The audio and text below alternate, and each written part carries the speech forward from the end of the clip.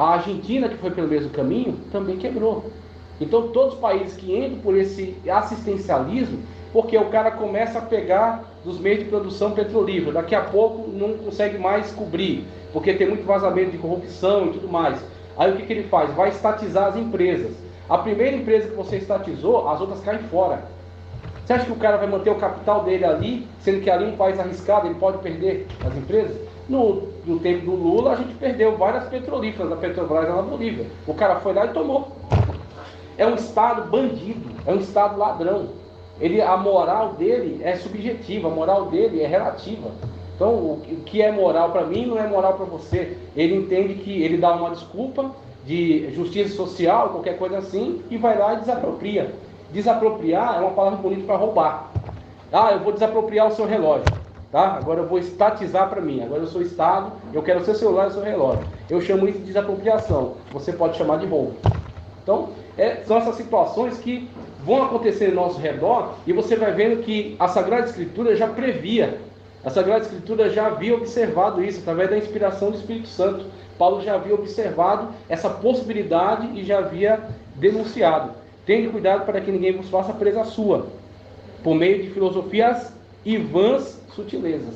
Filosofias e vãs sutilezas. Segundo a tradição dos homens, segundo os rudimentos do mundo, e não segundo Cristo, porque nele habita corporalmente toda a plenitude da divindade, e estáis perfeitos nele, que é a cabeça de todo principado e potestade. E seguindo adiante, eu sei que o tempo já está caminhando, está brincando, já vai dar 10.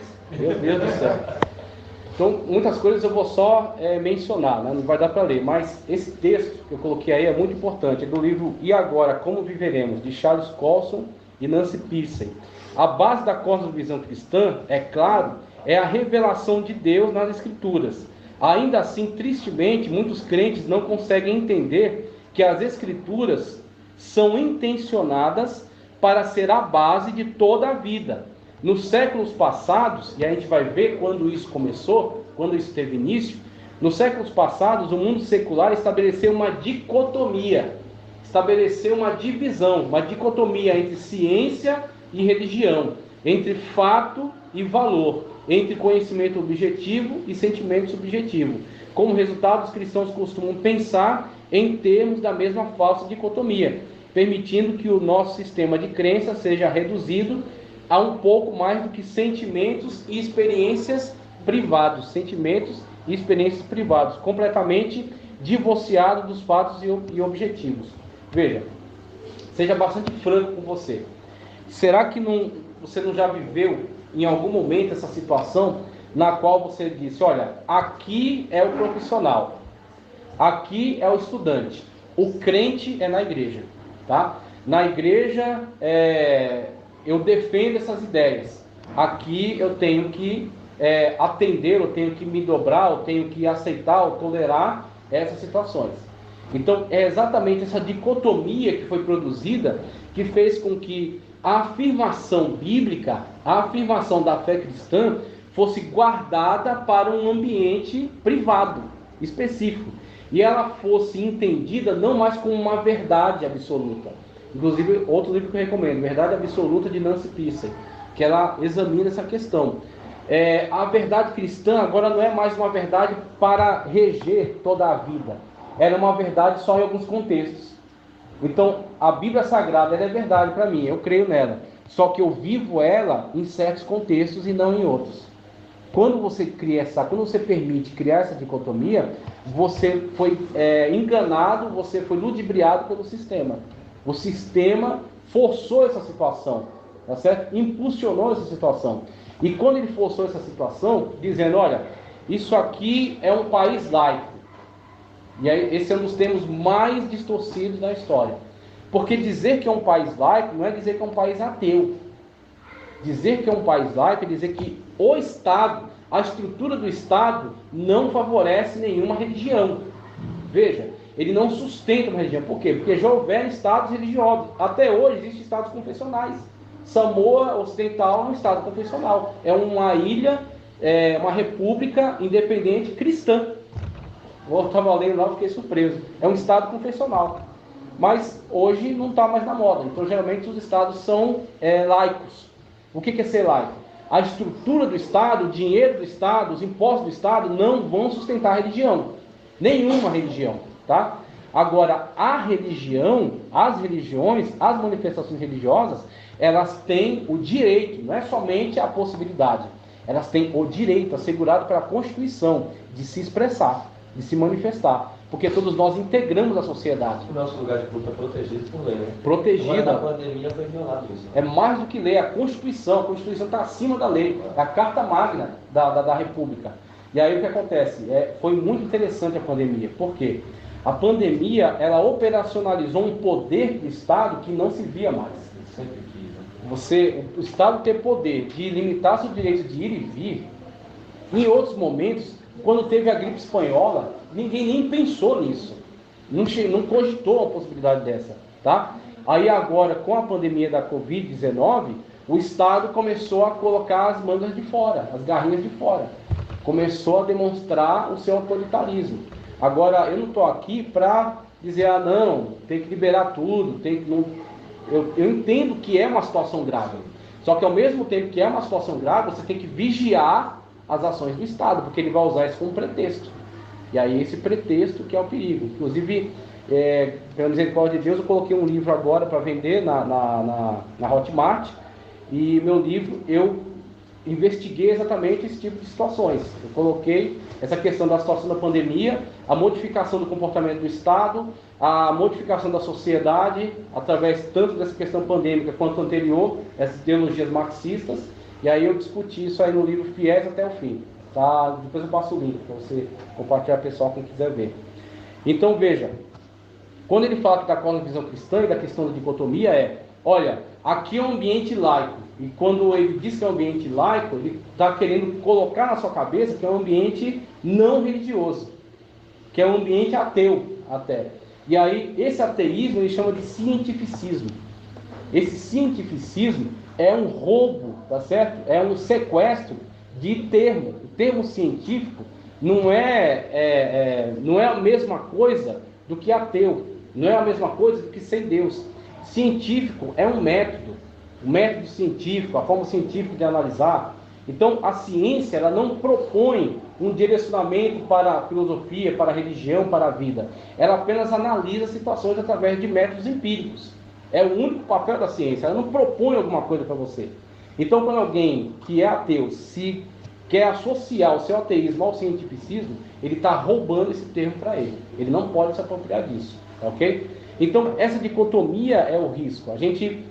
Eu só vou poder me manifestar a minha fé, a minha crença na Sagrada Escritura, só no ambiente de culto, ou só no ambiente privado, tá certo? Ou só no ambiente eclesiástico. Pronto, isso é colocar você dentro de uma caixa.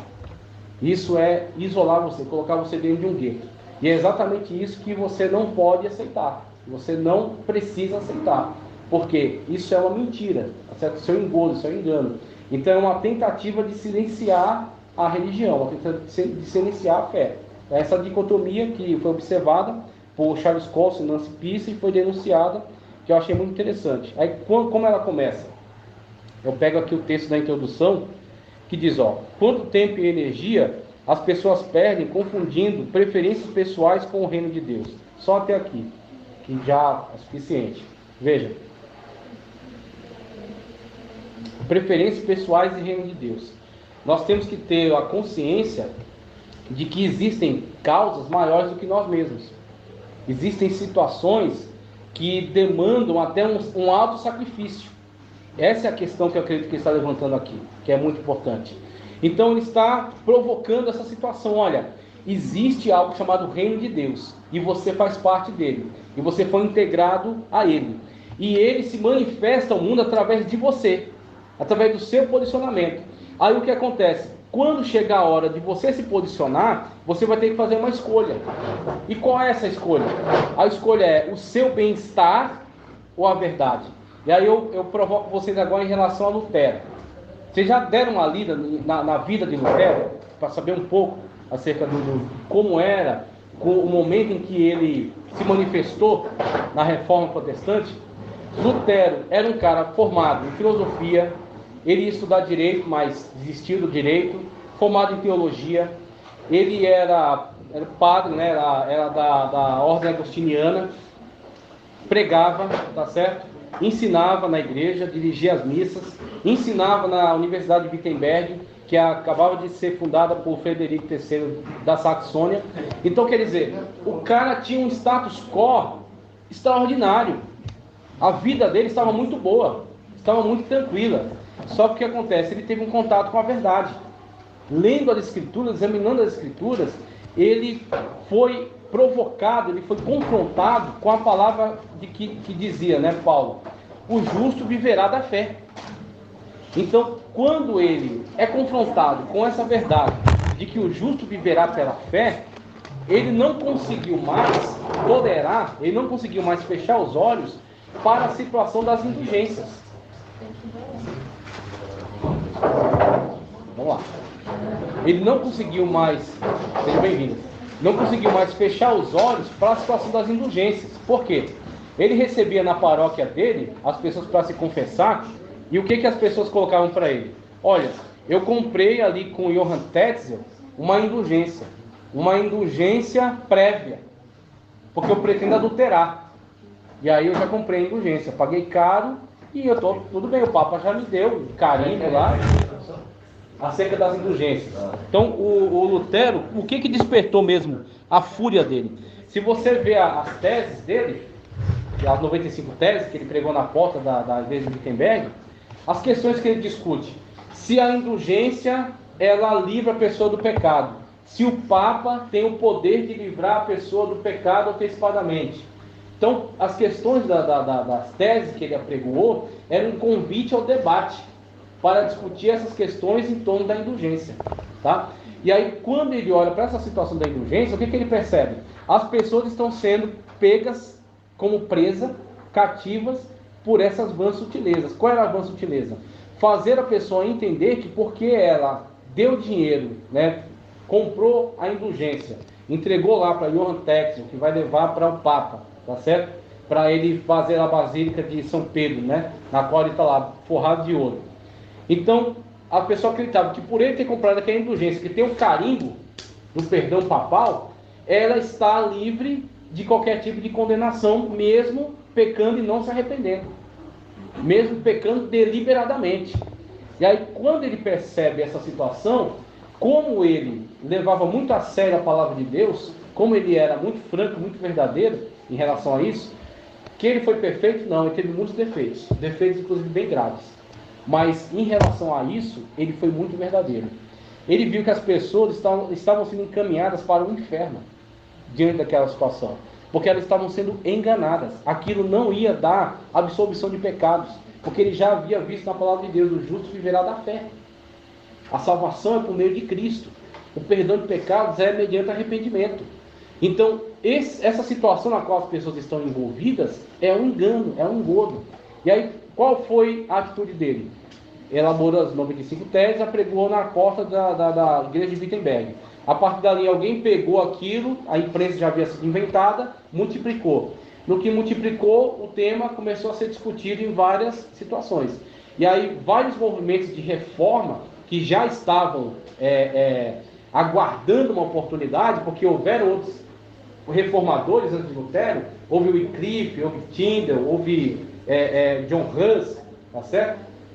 Então eles, quando viram essa situação, aquilo tornou-se uma ebulição, aquilo tornou-se uma grande manifestação. E o Papa agora, primeiro, tenta fazer Lutero calar a boca. Manda lá, né, um documento, manda lá um teólogo, John Eck, vai discutir com Lutero, vai mandar ele se calar, vai mandar ele ficar quieto, até que ele expulsa Lutero da igreja. E aí Lutero vai lá, pega a bula papal e queima. E naquela situação cria um conflito dos infernos, que vai terminar lá na dieta de Worms, quando ele se apresenta diante do imperador e dos representantes do Papa, onde ele ali seria preso e morto. Essa era a estratégia. Só que aí Filipe III da Saxônia sequestra ele, põe ele no castelo, onde ele fica 2 a 3 anos, uma coisa assim, escondido, com nome falso, e é onde ele faz a tradução do Novo Testamento do grego para o alemão. Tá? E essa situação, essa reviravolta aconteceu por quê? Porque ele se posicionou. Tem um preço a se pagar. Tem um preço a se pagar pela verdade. Tem um preço a se pagar pelo posicionamento. E o problema é, muitas das vezes os cristãos não estão dispostos a pagar o devido preço pelo posicionamento, tá certo? Para manter a verdade. Agora, qual é o problema? Nós temos que estar muito atentos àquela palavra de Cristo. Aquele que me confessar dos homens, eu o confessarei diante do Pai e dos santos anjos. Mas quem me negar, eu acho impressionante a pedagogia de Cristo. A pedagogia de Cristo não é a pedagogia construtivista de hoje. Cristo diz assim, olha, não temais aqueles que podem matar o seu corpo, né? Enfiar uma bala em você, ou uma faca, ou te matar de alguma maneira. Eu vou te dizer quem você tem que temer. Temei antes aquele que pode matar o corpo e lançar a alma no inferno. Então ele fala, você está com medo deles? Você está com medo desses revolucionários, esses gritadores, esses manifestantes? Está com medo deles? Não, querido, eu vou te dizer de quem você tem que ter medo. Você tem que ter temor de Deus. Então, não é a questão que Cristo coloca é muito realista. Não é que você não vai ter medo.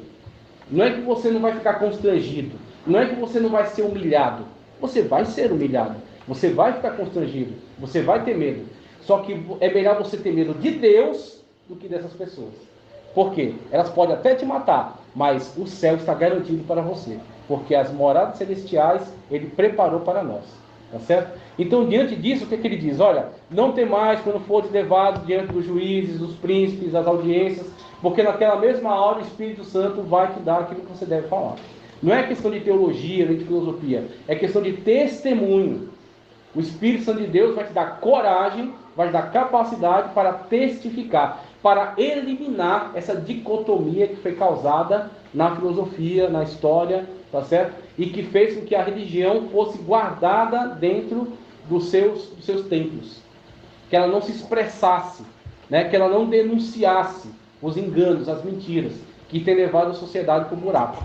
Tá? Então, por que você vê o crescimento assustador disso aí? Porque você vê o encolhimento do posicionamento cristão. Só pode ser isso. Por quê? É ocupação de espaço, como diz Gramsci. Você só conquista o que você substitui. Não adianta você dizer, não, eu vou chegar ao poder por meio do voto. E daí? Você foi eleito. Mas sobre quem você governa? Qual é a ideologia das pessoas que você governa? Se as pessoas que você governa têm uma ideologia que é contra você, você não as governa. Elas não vão aceitar a sua autoridade. Elas não vão cumprir com as suas determinações. Porque a mente delas está tomada por uma outra ideia, que é contrária àquela que você quer desenvolver. Apesar desse cara ter umas ideias malignas, o cara é um gênio. É um gênio. E assim, ele... ainda bem que ele foi preso. Porque ele ia fazer um estrago muito maior. Então, o Mussolini, aquele lixo humano, se alguma coisa que preste ele fez na vida, foi prender Antônio Gramsci. Só. O resto foi só a ladeira abaixo. Mas Antônio Gramsci, no cárcere, né, semelhante a Paulo, você vê que cada um tem seu apóstolo, né? Jesus tem os seus e Satanás também tem os dele. Então ele escreveu, o que ele escreveu tudo no cárcere. Os cadernos do cárcere, onde ele desenvolve exatamente essa nova guerra. Deixa eu entrar aqui no que eu quero passar para vocês. Vou ter que passar superficialmente. Veja. Então tem essa situação que eu coloquei, tá certo? Não perder tempo em questões pessoais. Por quê? Existem questões maiores do que você, que é a questão do reino de Deus que está entre nós, cujo qual você é representante. Aonde você está, a maneira como você se comporta, as ideias que você defende, aquilo com que você concorda, às vezes não é a questão de você abrir a boca e fazer a defesa do comunismo, mas é a questão de você não se manifestar contra. O pessoal colocam lá e está tudo certo, tudo ok? Não, eu não concordo com essa porcaria não. Isso é um lixo. Onde é que se deu certo? Em nenhum lugar. Se você gosta do comunismo, vá para Cuba, vá para Venezuela, vá para a Coreia do Norte. Se é tão maravilhoso, o paraíso, a utopia comunista, vá lá. Então, quando você olha para essas situações, você vê que é uma necessidade de um posicionamento. Por quê? Por Cristo. O posicionamento para que o nome de Cristo seja glorificado na nossa vida e a sociedade seja salva dessa armadilha. Tá certo? Você falaria aí que tem questão espiritual envolvida. Sem dúvida, sem dúvida, a política sem dúvida. Pela política. A gente trata das questões ideológicas, mas, como Paulo diz, nós temos discernimento. Então, quando você começa a ver a construção de ideias desses caras, as propostas, o comportamento, você vê que não é só um homem, é demoníaco, é satânico. Tá certo? Inclusive, Alguns biógrafos de Karl Marx afirmam que ele tinha um envolvimento com o satanismo. Existem alguns textos dele que são poemas, uma coisa assim, falando sobre poderes do inferno que o inspiravam.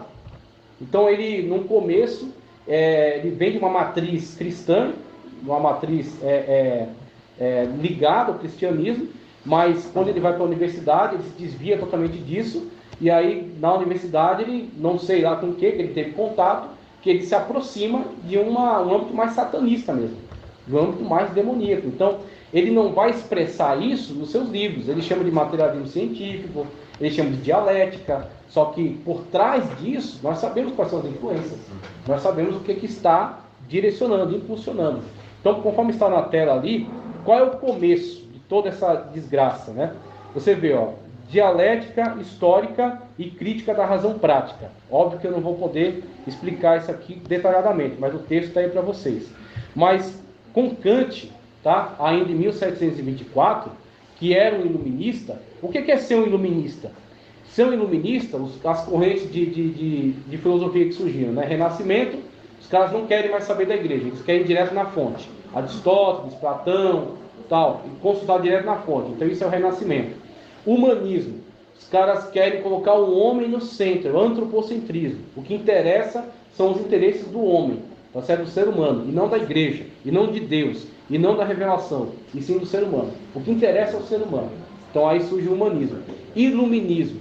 No iluminismo, você tem um passo adiante. Você diz, olha, não somente o homem está no centro, mas o homem que é a luz. O iluminismo é isso.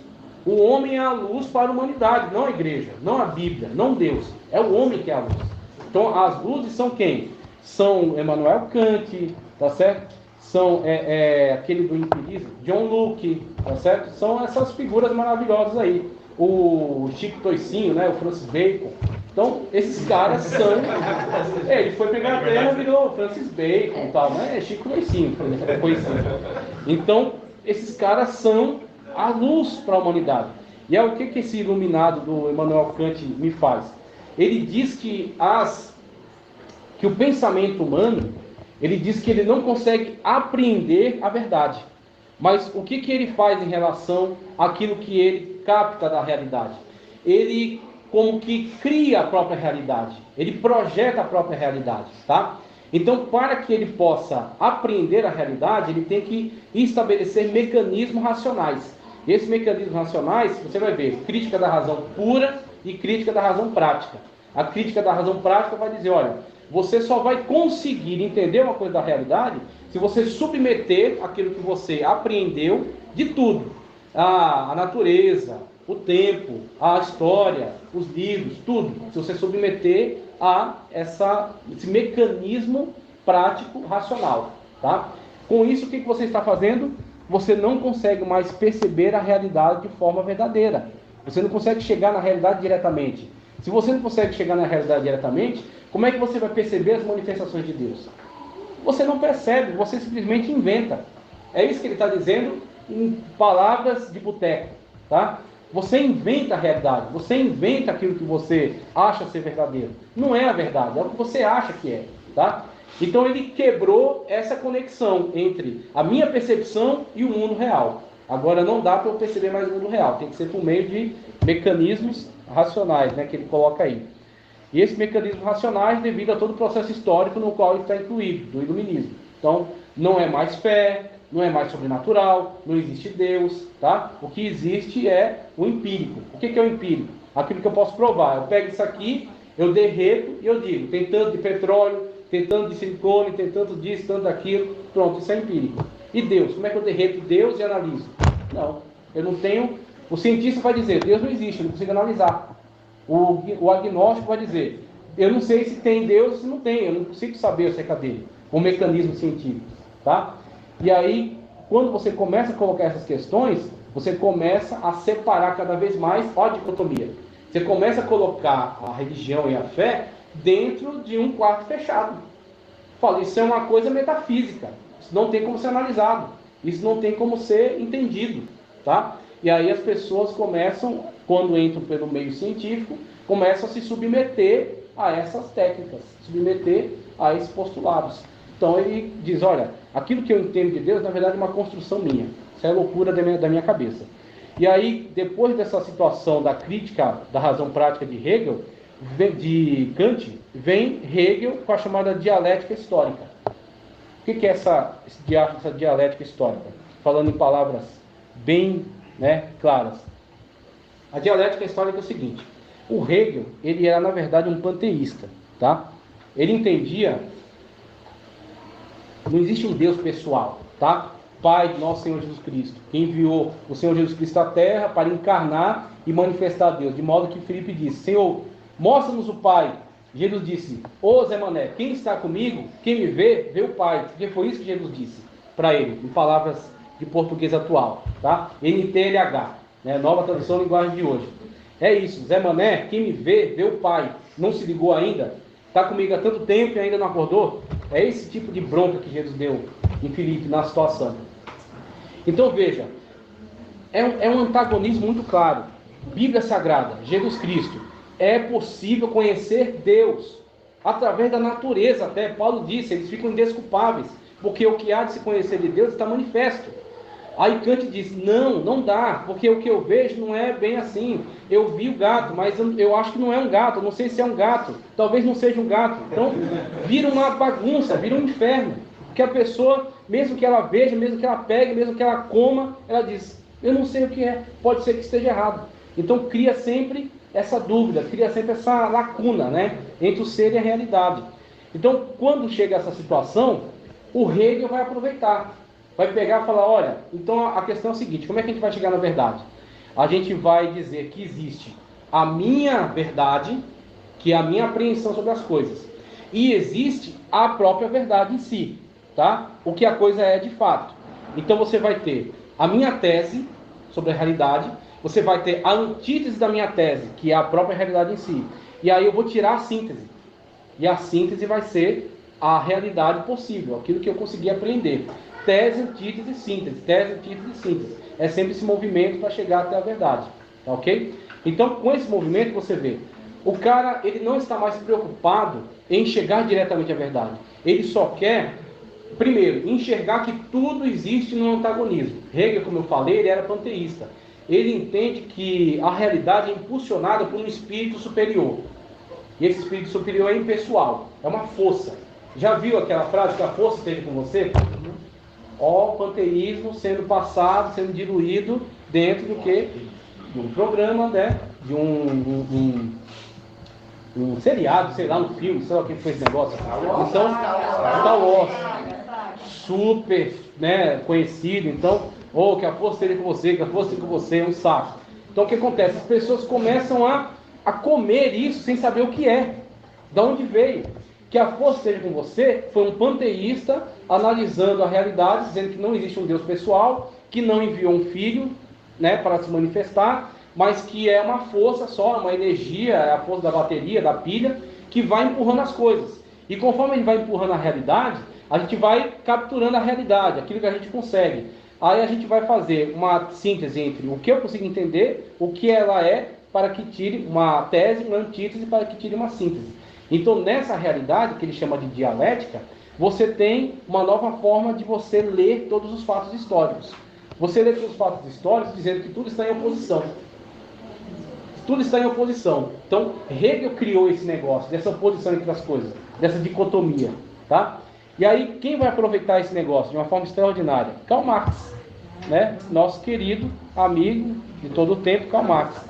Uma coisa interessante que eu coloquei, que vocês vão ver, eu peguei essa dialética de Hegel e eu fiz a leitura de Gênesis na situação da queda, do pecado. O diabo foi que usou a dialética no primeiro momento, ele só não deu nome.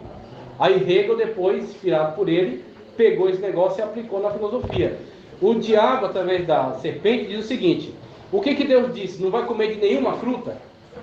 Você percebeu que ele distorceu aquilo que Deus colocou. Deus disse, não, comereis de tudo menos essa. Ele inverte. Não comereis de nenhuma, é uma provocação que ele está fazendo. Como é que a mulher responde? Não, a gente só não pode comer nem tocar nessa. Esse tocar foi acréscimo dela. Tá? E aí, não pode nem comer nem tocar nessa. Por quê? se comer, morrereis. E aí vem a síntese colocada por ele de uma forma brilhante: não morrereis. O que você diz no primeiro momento, né? Não pode